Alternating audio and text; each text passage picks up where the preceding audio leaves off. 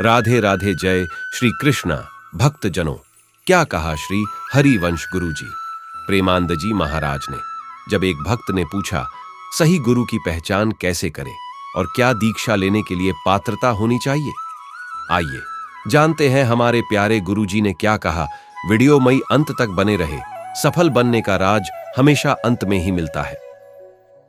जिसके दर्शन से, जिसके संभाषण से, जिसके चिंतन से हमारे अशत वासनाएं नष्ट होने लगे, हमको गलत आचरण चुभने लगे, जलन पैदा करने लगे कि ये जो अभी तक हुआ अब नहीं करेंगे, मेरे द्वारा ये क्या हो गया, अब ऐसा नहीं होगा, हे प्रभु मैं आपकी शरण में हूँ। ऐसा जिसके दर्शन से, संभाषण से, जिसके चिंतन से असत वृत्तियों का नाश होने लगे, असत आचरणों से बचने की हमारे अंदर भावना होने लगे, सबसे पहली पहचान ये संत संग हो रहा है। संत संग का तात्पर्य होता है असत क्रियाएं, असत चिंतन, असत वार्ता, असत भाव, इनका नाश होना। तभी तो सद्भाव, सतचिंतन, सत्क्रियाएं सत्संग के द्वारा प्राप्त होती हैं। संत वही जिसके दर्शन से, संभाषण से, चिंतन से हमारी अशद वासनाएं मिटने लगे, सद्वासना जागृत होने लगे। रही गुरु की पहचान, तो देखो विद्यार्थी कभी शिक्षक की परीक्षा नहीं ले सकता, उसकी योग्यता को नहीं जान सकता क्योंकि वो विद्यार्थी है। अब हम किसी सिद्ध महापुरुष की स्थिति को कैसे आकलन कर सकते हैं, क्योंकि जो हमारी बुद्धि है, मन है, वो प्राकृतिक चिंतन करने वाला है, तो हम प्रकृति जनित ही बातों को जान सकते हैं। भाई सामने शरीर देखेंगे, उसका रूप देखेंगे, उसकी बात देखेंगे, जितनी हमारी बुद्धि पकड़ पा रही है, और इन सब से परे स्थिति होती है। शरीर कितना भयानक दुख से वर्तमान में ग्रसित है, कोई बाहरी ऐसी बात हो सकती है जो तुम्हें लगे कि ऐसा सब होते, वो एक परमानंद की अद्भुत स्थिति में अंदर से, वो तुम देख ही नहीं सकते।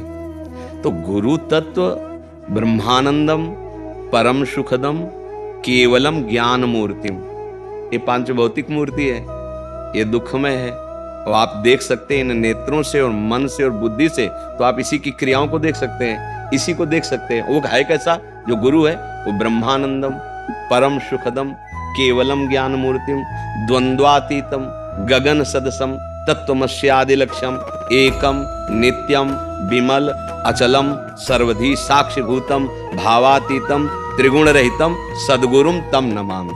अब बोलो हमारी स्थिति नहीं कि हम ऐसे महालक्षणों को देख पाएं, तो क्या करें? भगवान से प्रार्थना करें कि आप ही हमारे गुरु हो। गुरु ही भगवान होते, भगवान ही गुरु होते। कोई व्यक्ति किसी का गुरु नहीं बन सकता और गुरु कभी व्यक्ति नहीं हो सकता।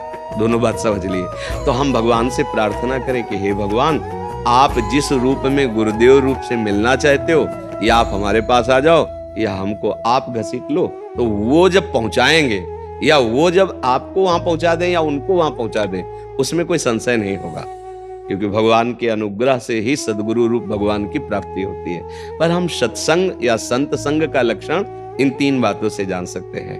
हाँ, हमारी क्रियाएं, हमारा चिंतन और हमारी जो भी भावनाएं, वो सब सत्य की तरफ चलने लगे, तो समझ ले कि हमारा संत संग हो रहा है। और यदि ऐसा नहीं तो या वो संत नहीं है या फिर हम उनकी आज्ञा पालन नहीं कर रहे। दोनों बात हो सकती है। अब रसोई बना के दे दो, आप पाओ ना, तो फिर क्या है? तो ऐसे मंगलमयी अनुभूत बातें उनकी जो निकल रही, उनमें उनकी सामर्थ्य है। आप उनको स्वीकार तो करो। तो देखो, जो आप नहीं छोड़ पा रहे थे उनकी सामर्थ्य से छोड़ दोगे।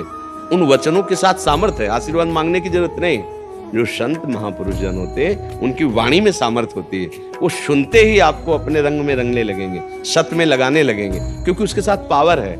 हाँ, यदि आप उनकी आज्ञा के विपरीत आचरण करेंगे तो फिर जो पावर ग्रहण करने की सामर्थ्य वो हट जाएगी। फिर आप दसियों वर्ष उनके समीप रहो तो भी लाभ नहीं मिलेगा। बात समझनी है।